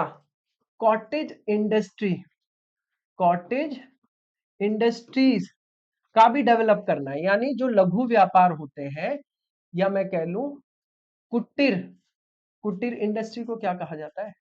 कुटीर व्यापार कह लो, कुटीर व्यापार या लघु व्यापार, जो गांव देहातों में वगैरह होता है, इसको भी जो प्रमोट करना किस आर्टिकल में था? ये 43 आर्टिकल में था, और ये गांधी जी का सपना था। इसलिए ये जो अनुच्छेद 43 है, ये एक तरीके का सोशलिस्ट प्रिंसिपल भी है, और ये एक गांधीनियन प्रिंसिपल भी है। चलो अब आगे बढ़ते हैं। 45 तक हमने पढ़ लिया, अब बात करते हैं हम 46 की। 46 क्या कहता है? 46 बात करता है कि ये स्टेट को डायरेक्ट करता है कि वो ये जो शेड्यूल कास्ट होती हैं, यानी अनुसूचित जाति होती हैं, शेड्यूल ट्राइब्स होती हैं, अनुसूचित जनजाति होती हैं, और साथ ही साथ जो बैकवर्ड क्लास होती है, यहां पर नहीं दिया है, backward class, backward backward class यानी पिछड़ा वर्ग, पिछड़ा वर्ग, इनके इनकी एजुकेशन का ध्यान रखना है, साथ ही साथ इनके इकोनॉमिक इंटरेस्ट का ध्यान रखना है। यहाँ पे लिखा है वैसे वीकर सेक्शन, ठीक है? किनका? जो वीकर सेक्शन है, यानी कमजोर वर्ग है, अनुसूचित जाति है और अनुसूचित जनजाति है, इनके राज्य निर्देश देता है कि इनके आर्थिक हितों का भी ध्यान रखना है, साथ ही साथ इनके शैक्षिक हितों का भी ध्यान रखना है। तो मैं आपको एक चीज बता देता हूं, 1932 में गांधी जी ने, किन्होंने? गांधी जी ने एक संघ बनाया था। उस संघ का नाम क्या था? हरिजन सेवक संघ, हरिजन सेवक संघ। और ये किसके लिए बनाया था? ये इन्हीं के लिए बनाया था कि इनका उत्थान हो सके, इनकी आर्थिक स्थिति सुधर सके, इनका अपलिफ्टमेंट हो, इनको अच्छी बेहतर शिक्षा मिले। तो ये गांधी जी का सपना था, गांधी जी का विजन था। तो ये आर्टिकल 46 किस में आता है? ये आता है गांधीनियन प्रिंसिपल में, ठीक है? अब बात करते हैं अगले प्रिंसिपल की, अगले आर्टिकल की, सॉरी अगला आर्टिकल है आर्टिकल 47। आर्टिकल 47 किसकी बात करता है? ये मैं आपको टर्म्स बता देता हूं कि इंप्रूव करना है या एलिवेट करना है, स्टैंडर्ड ऑफ लिविंग को बढ़ाना है, पब्लिक हेल्थ का ध्यान रखना है, और जो ये इंटॉक्सिकेशन है, इसको प्रोहिबिट करना है, हार्मफुल ड्रग्स इनको क्या करना है, इनको कम करना है। यानी राज्य का, किसका, राज्य का, राज्य की प्रॉमिस करना चाहिए, उसे सुनिश्चित करना चाहिए कि जो उसकी जनता है उसका जो न्यूट्रिएंट्स लेवल है, क्या है, न्यूट्रिएंट्स लेवल, यानी जो उसको पोषण है, पोषण स्तर है, पोषण स्तर है, वो बढ़े, उसका स्टैंडर्ड ऑफ लिविंग बढ़े, यानी उसको जो जीवन जीने का स्तर है, क्या, जीवन जीने का स्तर है, उसमें सुधार हो। ऐसा ना हो गिरता चला जाए, आज उस पे गाड़ी थी, कल साइकिल पे आ गया, अगले दिन पैदल आ गया, ऐसा नहीं होना चाहिए। उसका दिन प्रतिदिन स्तर बढ़ना चाहिए, मतलब कि लेवल, उसका स्टैंडर्ड ऑफ लिविंग, मतलब वो जितनी भी फैसिलिटीज होती हैं, जो सुविधाएं होती हैं, वो इसको प्राप्त हो। साथ ही साथ जो इंटॉक्सिकेशन ड्रग्स और वाइन्स, मतलब वाइन्स नहीं, जो इंटॉक्सिकेटिंग ड्रग्स होते हैं, अल्कोहल्स वगैरह होते हैं, इन पर रोक लगाया जाए। इन सब के बारे में किसमें दिया गया है, उन सब के बारे में दिया गया है आर्टिकल 47 में, अनुच्छेद 47 में। और आपको मैं बता दूं, ये जो इंटॉक्सिकेशन है, इसको प्रोहिबिशन का सपना था किनका, गांधीनियन, गांधी जी का। तो इसे किस में डाला गया है, गांधीयन प्रिंसिपल में, यानी गांधीवादी सिद्धांत में डाला गया है। किसको, अनुच्छेद 47 को। अब बात करते हैं हम अगले अनुच्छेद की, जो कि है अनुच्छेद 48। अनुच्छेद 48 बात करता है कृषि एंड पशुपालन संगठन, यानी organisation of agriculture and animal husbandry. यानी नई नई टेक्नोलॉजी का विकास होना चाहिए, जिससे किसका विकास हो, जिससे एग्रीकल्चर बढ़े, इस क्षेत्र में और काफी सारी सुविधाएं आई। मैंने पहले ही कहा था, जब भी बात गांव की होगी, खेतों की होगी, कृषि की होगी, तो वो किस में जाएगा, वो गांधी जी के विजन यानी गांधीयन प्रिंसिपल में जाएगा। तो अनुच्छेद 14 भी किस में है, 48 भी किस में है, वो भी गांधीयन प्रिंसिपल में है, क्योंकि यहाँ पर पशुपालन और साथ ही साथ एग्रीकल्चर की बात हो रही है। इसके साथ ही अमेंडमेंट हुआ था, कौन सा अमेंडमेंट हुआ था, 42nd अमेंडमेंट हुआ था। कौन सा, 42वां संशोधन हुआ था 1976 में, जिसके तहत एक और आर्टिकल जोड़ा गया, वो था आर्टिकल 48A, अनुच्छेद 39, सॉरी 48A। इस आर्टिकल के तहत किसकी बात की, हमको इंप्रूव करना है एंड प्रोटेक्ट करना है, क्या करना है, इंप्रूव करना है, प्रोटेक्ट करना है, किसको, एनवायरमेंट, किसको, हमें अपने वातावरण एनवायरमेंट को इंप्रूव करना है, उसका संरक्षण करना है, इंप्रूव करना है उसको, यानी बढ़ावा देना है, अपने एनवायरमेंट को देना है बढ़ावा। साथ ही साथ हमें वाइल्ड लाइफ को भी इंप्रूव करना है, वाइल्ड लाइफ को भी क्या करना है, उसका भी उत्थान करना है। और ये किस में दिया गया था, ये अनुच्छेद 48A में दिया गया था। और ये आर्टिकल किससे जोड़ा था, ये आर्टिकल जोड़ा था 42वें संशोधन से, 42वां संशोधन 1976 से। ठीक है, अब बढ़ते हैं नेक्स्ट आर्टिकल की तरफ। ये मैंने आपको बता दिया गांधीनियन प्रिंसिपल था, साथ ही साथ ये एनिमल हस्बेंड्री की बात करता है, तो ये एक तरीके से लिबरल प्रिंसिपल भी है, यानी उदारवादी, यानी इसमें लिबरल सोच भी है। ठीक है, अब बात करें हम 49 की। 49 मैंडेट करता है कि state must be protected every monument, state को प्रोटेक्ट करना है। यहां पर आप मॉन्यूमेंट देख सकते हैं ना, हेरिटेज है, ये मॉन्यूमेंट्स है। तो स्टेट को मॉन्यूमेंट्स को, ऐतिहासिक महत्व, या मैं कहूं स्मारक जो होते हैं, और साथ ही साथ जो नेशनल इंपॉर्टेंस के होते हैं, नेशनल इंपॉर्टेंस के गुड्स भी हो सकते हैं, जैसे महाराणा प्रताप की तलवार हो गई और नख हो गए शिवाजी महाराज के। तो ये सब किसके हैं, ये नेशनल इंपॉर्टेंस के हैं। नेशनल इंपॉर्टेंस के प्लेसेस या गुड्स, प्लेसेस हो या गुड्स हो, वस्तुएं हो, वस्तुएं हो या फिर स्थान हो, इनका हमको क्या करना है, स्टेट को क्या करना है, स्टेट को इनको प्रोटेक्ट करना है, यानी संरक्षण देना है। क्या देना है, संरक्षण देना है। और ये किस में दिया गया है, ये आर्टिकल 49 में दिया गया है, और ये एक लिबरल प्रिंसिपल में आता है। किस में आता है, ये उदारवादी सिद्धांत में आता है ये वाला आर्टिकल। अगला आर्टिकल है आर्टिकल 50।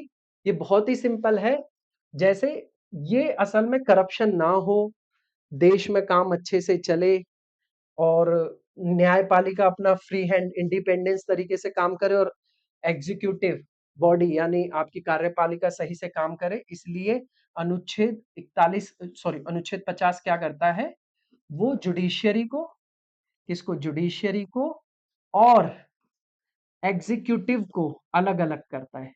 किसको अलग अलग करता है, जुडिशियरी आपकी कार्यपालिका, कार्यपालिका और आपकी न्यायपालिका, न्यायपालिका, इनको क्या करता है, इनको अलग अलग करता है। अलग करता है कौन सा आर्टिकल, अनुच्छेद 50 यानी सेपरेट करता है। तो ये वाला प्रोविजन किस में दिया गया है, ये आर्टिकल 50 में दिया गया है और ये एक लिबरल प्रिंसिपल है, यानी आपका ये उदारवादी सिद्धांत है।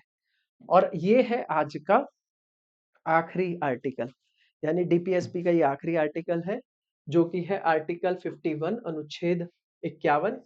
इसमें जो स्टेट है उसको प्रयास करने टू प्रमोट इंटरनेशनल पीस, यानी जो अंतरराष्ट्रीय शांति है उसको बनाए रखना है, एंड सिक्योरिटीज और सुरक्षा को बढ़ावा देने का प्रयास किसको करना है, वो करना है स्टेट को। किसके तहत, आर्टिकल 51। और ये भी एक लिबरल प्रिंसिपल है, यानी ये भी एक कौन सा, ये एक लिबरल प्रिंसिपल यानी उदारवादी सिद्धांत है। अब आपको एक काम करना है, अपनी कॉपी में यहां पर लिखना है सोशलिस्ट प्रिंसिपल। सोशलिस्ट प्रिंसिपल मैं लिखवा देता, पर जो क्लास है वो थोड़ी ज्यादा लंबी हो जाएगी और तुमको भी ये करना चाहिए, जिससे तुम्हें आर्टिकल्स भी याद हो जाएंगे, साथ ही साथ एक डिवीजन भी आपको मिल जाएगा। एक तरफ सोशलिस्ट प्रिंसिपल लिखना है, दूसरी तरफ आपको लिखना है गांधीयन, गांधीयन प्रिंसिपल, गांधीयन प्रिंसिपल, और एक तरफ लिखना है आपको liberal principle, liberal principle. Hindu Hindi वाले छात्र आप ये लिखना समाजवादी, समाजवादी सिद्धांत, समाजवादी सिद्धांत, बीच में गांधीवादी सिद्धांत, गांधीवादी सिद्धांत, गांधीवादी सिद्धांत, और लास्ट में लिखना उदारवादी सिद्धांत, उदारवादी सिद्धांत। अब इन सभी सिद्धांतों को, जैसे सोशलिस्ट में आपका 38 आता है, 39 आता है, 39A आता है, 40 आता है, इन सबको अरेंज करना। जैसे गांधीयन में कौन सा आता है, 40 आता है आपका, 43A आता है आपका, ठीक है, और सॉरी 43 आता है, और कौन सा आता है, और आपका 47 आता है। तो ये सब आप अरेंज कर लेना, जैसे इसमें 49 आता है, 50 आता है, 51 आता है, ये सब आप सारे आर्टिकल्स को अलग अलग कर लेना और आपको समझ में आ जाएगा कि कौन सा आर्टिकल कौन से सिद्धांत से रिलेटेड है। ये क्या है, ये है क्लासिफिकेशन है डीपीएसपी का, उनके सिद्धांत के आधार पर, गांधीवादी सिद्धांत, समाजवादी सिद्धांत और उदारवादी सिद्धांत के आधार पर। ठीक है, यहां तक आपको बात समझ में आ गई। अब मैंने आपको ऑलरेडी अमेंडमेंट्स भी बता दिए, पर मैं आपको थोड़ा सा और दोबारा से उसको समराइज कर देता हूं। Amendments related to amendment short form में लिख लो, संशोधन, संशोधन, संशोधन कौन कौन से हुए, 42nd संशोधन था, 42nd संशोधन था जो कि 1976 में हुआ था। इसके तहत कितने आर्टिकल जोड़े गए थे, इसके तहत 4 आर्टिकल जोड़े गए थे डीपीएसपी में। किसमें जोड़े गए, डीपीएसपी में 4 आर्टिकल। इसके लिए आप एक स्टोरी की तरह याद रख सकते हैं कि एक मिल थी, उस मिल में लगी थी चिमनी, और इस मिल के पास ही ये जो यहाँ पर मजदूर काम करते थे, वर्कर यानी जो श्रमिक काम करते थे, उनके मकान थे। ठीक है, अब इसके धुएं की वजह से इनके बच्चों की हेल्थ जो है वो खराब हो रही थी। अब इन्होंने क्या किया, देखो इनका पार्टिसिपेशन नहीं था, जो यूनियन लीडर्स, जो मैं कह सकता हूँ ये मैनेजमेंट के जो डायरेक्टर्स थे, जो डायरेक्टर्स थे, इनसे ये डायरेक्ट बात नहीं कर सकते थे क्योंकि इनकी सहभागिता नहीं थी कंपनी के साथ, या जो इंडस्ट्री था इसके साथ इनके मैनेजमेंट में इनकी सहभागिता नहीं थी। तो इन वर्कर्स ने क्या किया, इसमें से एक वर्कर पढ़ा लिखा था, उसको ये पता लगा कि इसको फ्री लीगल एड मिल जाएगी, किस आर्टिकल के तहत, 39A के तहत। आर्टिकल 39A के तहत इसे क्या मिल जाएगी, फ्री लीगल एड। यानी इसने क्या किया, इन डायरेक्टर्स के खिलाफ क्या कर दिया, केस कर दिया। क्या कर दिया, केस कर दिया, किसके तहत, 39A के तहत। मतलब इसको 39A के तहत फ्री लीगल एडवाइजर मिल गया। उस लीगल एडवाइजर ने क्या सलाह दी? उस लीगल एडवाइजर ने ये सलाह दी कि देखो, आपको पहले इन डायरेक्टर्स से अगर बात करनी है तो आपको इनके एडमिनिस्ट्रेशन में हिस्सा लेना पड़ेगा। और वो कैसे हो सकता है? तो इसके जो लीगल प्रैक्टिशनर है उसने बताया कि आपके पास आर्टिकल 43A के तहत, अनुच्छेद 39A के तहत क्या है, आपके पास ये पावर है कि आप कंपनी के या इंडस्ट्री के एडमिनिस्ट्रेशन में हिस्सा ले सकते हो। अब ये बात पता लग गई, तो इन्होंने इसमें हिस्सा लिया, इन्होंने यूनियन लीडर बनाया और इधर से डायरेक्टर बैठे, इधर से ये बैठे, तो इन्होंने बातचीत शुरू की। और बातचीत, इनका जो लीगल एडवाइजर है वो भी साथ में बैठा कि अगर कहीं ये फंस जाए तो ये बता सकूं मैं। अब तक कौन कौन से आर्टिकल की बात हो गई? 39 और 48। तो बात शुरू ऐसे हुई कि हमारे बच्चों के हेल्थ का सवाल है। आर्टिकल 39F के तहत, यानी अनुच्छेद 39F के तहत हमारे बच्चों को, हमारे चिल्ड्रन को, उनके हेल्थ के डेवलपमेंट के लिए एक बेहतर जगह चाहिए। और जो उनकी हेल्थ का डेवलपमेंट नहीं हो पा रहा है, वो क्यों नहीं हो पा रहा है? क्योंकि ये जो धुआं निकल रहा है उसकी वजह से ये बच्चे क्या हो रहे हैं? ये बच्चे बीमार हो रहे हैं। तो उन्होंने क्या किया कि अब डायरेक्टर्स ने पूछा हम क्या कर सकते हैं? तो उन्होंने कहा कि आप यहाँ पर फिल्टर लगा सकते हैं, और इसका आपको एक और फायदा होगा। वो क्या फायदा होगा? कि आप एक तो बच्चों की हेल्थ बचा पाएंगे। क्यों? क्योंकि आप एनवायरमेंट को बचा लेंगे, आप एनवायरमेंट को प्रोटेक्ट करेंगे। ये बच्चे भी सेफ हो जाएंगे, यहाँ की जनता भी सेफ हो जाएगी, आप एनवायरमेंट को भी प्रोटेक्ट करेंगे, जो कि एनवायरमेंट दिया गया है आर्टिकल 48A में। समझ में आया? कहानी समझ में आ गई? कहानी समझ में आ गई तो ये सारे जितने भी आर्टिकल्स हैं ये किससे ऐड हुए थे? ये ऐड हुए थे 42nd अमेंडमेंट 1976 से। कौन कौन से आर्टिकल हैं मैंने पहले बताया। वर्कर्स के बच्चे, जो वर्कर्स थे, श्रमिक थे, उनके बच्चे बीमार हो रहे थे, तो उनमें से एक समझदार था, वो फ्री लीगल एड लेने पहुंच गया। किसके तहत? आर्टिकल 39A के तहत। उस फ्रीगल ले जो प्रैक्टिशनर था, जो वकील था, उसने ये बताया कि आपको अगर इससे निजात पाना है तो सबसे पहले आपको इंडस्ट्री का हिस्सा होना पड़ेगा। आपके पास ये पावर कैसे है? ये पावर है 43A के तहत, कि इसके तहत आप चाहो तो ले सकते हो, ठीक है, पार्टिसिपेशन कर सकते हो। तो 43 के तहत वो पार्टिसिपेट हुए, उन्होंने सहभागिता ली, वो यूनियन लीडर का हिस्सा बना, यूनियन में आए। फिर उन्होंने मीटिंग की, मीटिंग में उन्होंने डायरेक्टर से उनको मना लिया। उससे एक फायदा ये हुआ कि आर्टिकल 39F के तहत बच्चों के स्वास्थ्य का भी विकास हुआ, साथ ही साथ एनवायरमेंट भी प्रोटेक्ट हुआ। किसके तहत? 48A।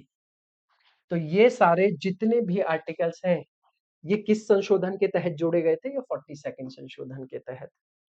अब एक संशोधन था 44, 44वां संशोधन।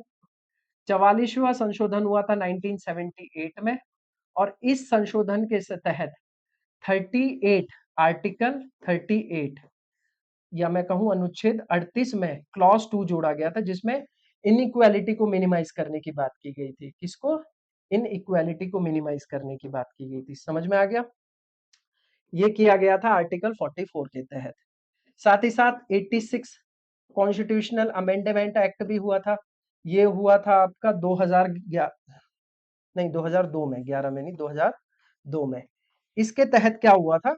इसके तहत जो डीपीएसपी में चेंज हुए थे, डीपीएसपी का जो 45 आर्टिकल था उसमें चेंज करके जो 6 से लेकर 14 साल के बच्चे हैं उनका राइट टू एजुकेशन का जो अधिकार है, शिक्षा का अधिकार है, उसको फंडामेंटल राइट में डाल दिया गया था। और इसको किस में कन्वर्ट कर दिया था? इसको कौन से आर्टिकल की, कौन से अनुच्छेद में डाला गया? 21A में। ठीक है। और लास्ट जो संशोधन हुआ था डीपीएसपी में वो हुआ था 97वें संशोधन के द्वारा, कॉन्स्टिट्यूशनल अमेंडमेंट। ये हुआ था 2011 में। इसके तहत क्या हुआ था? इसके तहत कोऑपरेटिव सोसाइटी का गठन किया गया था। किसका? कोऑपरेटिव सोसाइटी का गठन किया गया था, यानी सहकारी समितियां बनाई गई थी। समझ में आया? और ये कौन सा आर्टिकल था? ये था 43B। ठीक है। ये जितने भी आर्टिकल है 43B, 21A, ये 45 में कह लो, या डीपीएसपी की बात आ रही है ना, किस किस में चेंज हुआ। तो डीपीएसपी के 43B, डीपीएस के 45, 38 का clause 2, 39A, 43A, 39F, 48A, ये सब इन संशोधन की वजह से ऐड या चेंज हुए थे। समझ में आया? ये सारे क्या हैं? ये सारे हैं संशोधन। अब बात कर लेते हैं हम कन्फ्लिक्ट की। फंडामेंटल राइट और डीपीएसपी में कन्फ्लिक्ट आता है, यानी संघर्ष आता है। तो वो संघर्ष कैसे कैसे आया था वो भी समझा देता हूं। कुछ केस है, 2-3 केस है। लास्ट 5-10 मिनट की क्लास और रह गई है, फिर उसके बाद हम ये डीपीएसपी वाला टॉपिक समाप्त करेंगे। आज थोड़ा सा गर्मी ज्यादा है तो शुरू करते हैं संघर्ष से। डीपीएसपी और फंडामेंटल राइट के बीच में ये हमेशा टसल रही थी कि कौन सा प्रभावी है, फंडामेंटल राइट प्रभावी है, डीपीएसपी प्रभावी है। तो एक केस हुआ था जिसको मैं बार बार बता चुका हूं, जो कि है चंपाकम दोराई राजन केस।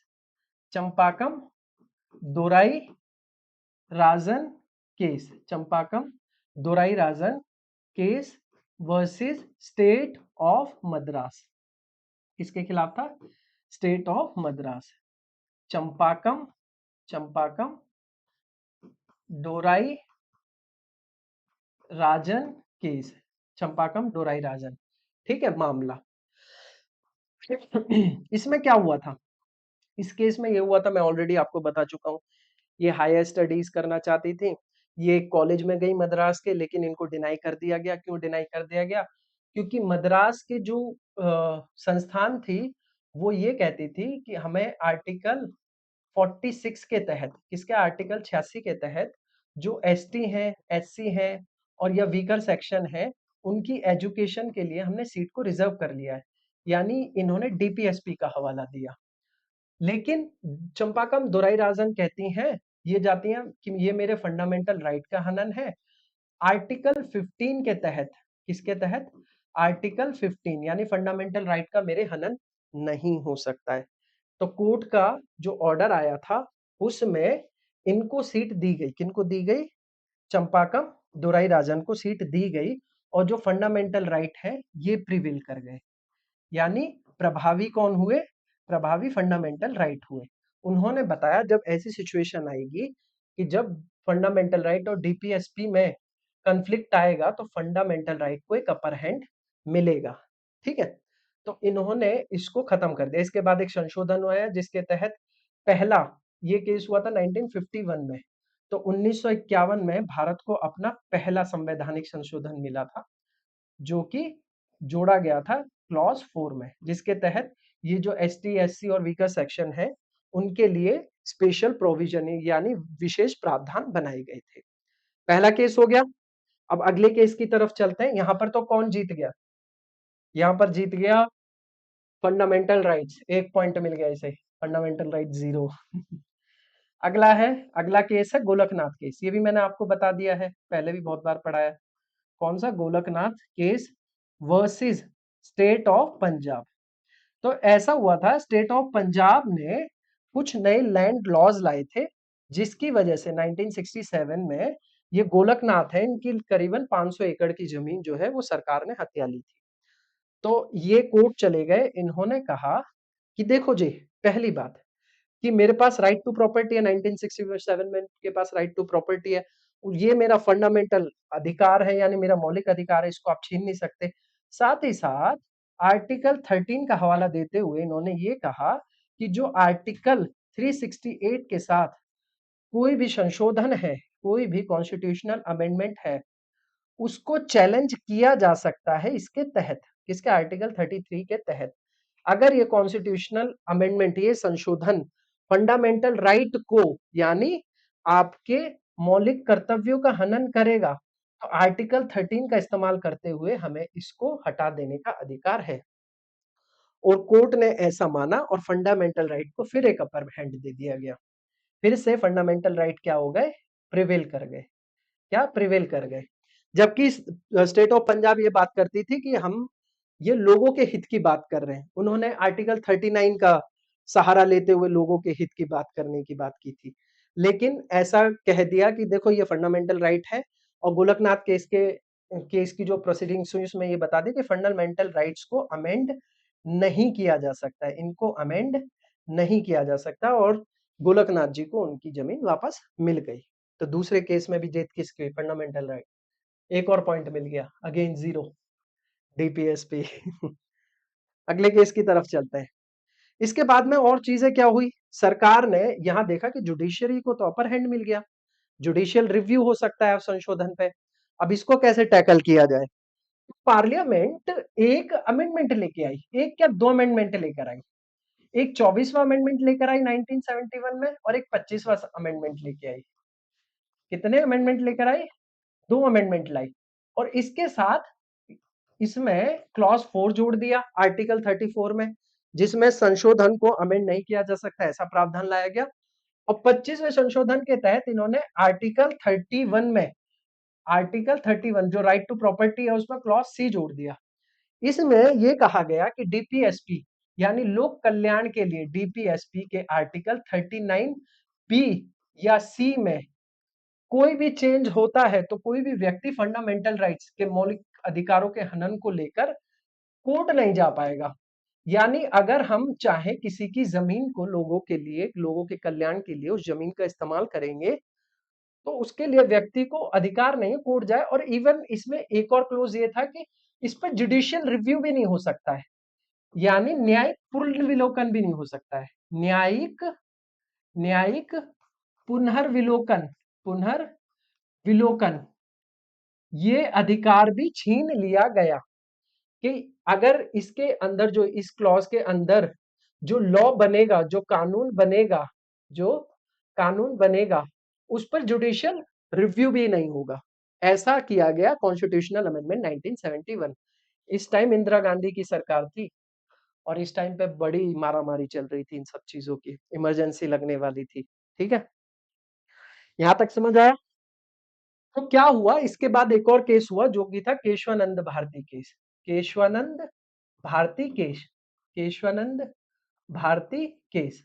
ये Kesavananda Bharati case versus union of India, ये केस हुआ था 1973 में, 1973 में। केशवानंद, हिंदी में भी लिख देता हूं, केशवानंद भारती मामला, केशवानंद भारती मामला।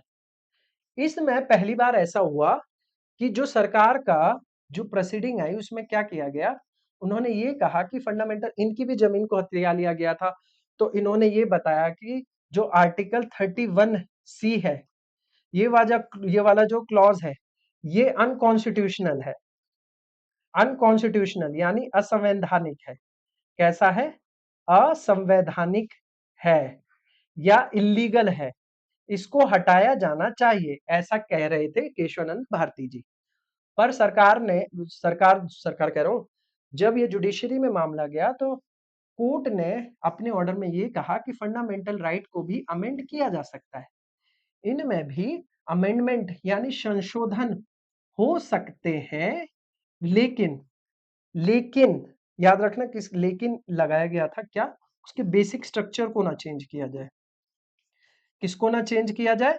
यानी उसके मूल ढांचे में कोई बदलाव ना हो, मूल ढांचे में कोई भी बदलाव ना किया जाए तो हम क्या कर सकते हैं? संशोधन कर सकते हैं। यानी डीपीएसपी के तहत सरकार चाहे तो नए कानून ला सकती है लोगों के उत्थान के लिए और फंडामेंटल राइट्स में अमेंडमेंट कर सकती है, बस बेसिक स्ट्रक्चर को ना बदला जाए। जबकि ये कह रहे थे कि बेसिक फीचर है, असल में जुडिशियल रिव्यू चला जाएगा तो एक तरीके से जो कॉन्स्टिट्यूशन का बेसिक फीचर है वो ही खत्म हो जाएगा। लेकिन सरकार ने ऐसा कहा कि फंडामेंटल राइट्स को हम अमेंड कर सकते हैं। यहां पर कौन जीत गया? यहां पर जीत गई डीपीएसपी। तो फंडामेंटल राइट 2 पॉइंट और डीपीएसपी 1 पॉइंट, पहला पॉइंट मिल गया। चलो आखिरी मामला और बता देता हूं, इससे रिलेटेड एक और केस हुआ जो कि चौथा केस था, तीसरा Minerva mill case. Minerva Minerva mill case, Minerva mill case versus union of India, union of India. ये हुआ था 1980 में। कब हुआ था? 1980 में। इस केस में क्या हुआ था कि सरकार ने ऐसा कहा कि ये प्राइवेट मिल थी और ये जो मिल थी इसका नेशनलाइजेशन कर दिया, राष्ट्रीयकरण कर दिया, ये कहकर कि इसका मैनेजमेंट अच्छा नहीं है तो हम इसको सरकार के कब्जे में लेते हैं। तो ये चले गए कोर्ट, कोर्ट में जाकर कहा ये तो हमारी संपत्ति हड़प रहे हैं। तो यहाँ पर ऐसा कहा गया कि आपकी जो फंडामेंटल राइट्स हैं, उनको अमेंड किया जा सकता है, वही बात पक्की कर दी इन्होंने। ये वाली जो बात थी, जो ये जो जजमेंट था केशवानंद भारती केस का जो जजमेंट था, उसको इन्होंने सपोर्ट किया मिनर्वा मिल केस ने। क्या किया? सपोर्ट किया। साथ ही साथ इन्होंने और मजबूत कर दिया कि हाँ, संशोधन हो सकता है। लेकिन इन्होंने एक बात और ऐड की, जो कॉन्स्टिट्यूशन है, जो हमारा संविधान बना है, वो दोनों को बैलेंस, वो बेडरॉक पर है, किस बेडरॉक पर? जिन पे दोनों को बैलेंस किया जाता है। यानी अगर मैं संविधान को एक सीसॉ पे रखूं, तो संविधान इस तरीके से बना है कि फंडामेंटल राइट इधर बैठा है, डीपीएसपी इधर बैठा है, और दोनों बैलेंस हो, ना ये कम हो ना ये ज्यादा हो। तो दोनों के बैलेंस की बात, कि दोनों, अगर हमें कोई कानून बनाना है, उस कानून में हमको फंडामेंटल राइट और डीपीएसपी को बैलेंस करके चलना है। ये किस में की गई थी? तो ये बात की गई थी मिनर्वा मिल्स केस में। तो यहाँ आपके कॉन्फ्लिक्ट भी होते हैं खत्म। यहाँ होती है वीडियो खत्म। उफ, थोड़ी लंबी वीडियो हो गई। डीपीएसपी थी एक, एक ही उसमें मैं खत्म करना चाहता था, इसलिए इस वीडियो को थोड़ा सा मैंने लंबा रखा। आशा करता हूँ आपको वीडियो बहुत पसंद आई होगी। बहुत शानदार वीडियो है, मुझे पढ़ाते में मजा आया, आपको पढ़ते में भी मजा आया होगा। ठीक है, तो जिनको भी वीडियो पसंद आई है तो क्या करना है? लाइक करना है, शेयर करना है और सब्सक्राइब करना है। बिना सब्सक्राइब किए बिना नहीं जाना है, और अपनी पढ़ाई को जारी रखना है। Keep learning, keep growing. और आशा करता हूँ कि आप पढ़ रहे होंगे, अच्छे से लगे होंगे और वीडियो को देख रहे होंगे। मिलते हैं नेक्स्ट वीडियो में। धन्यवाद, बाय बाय।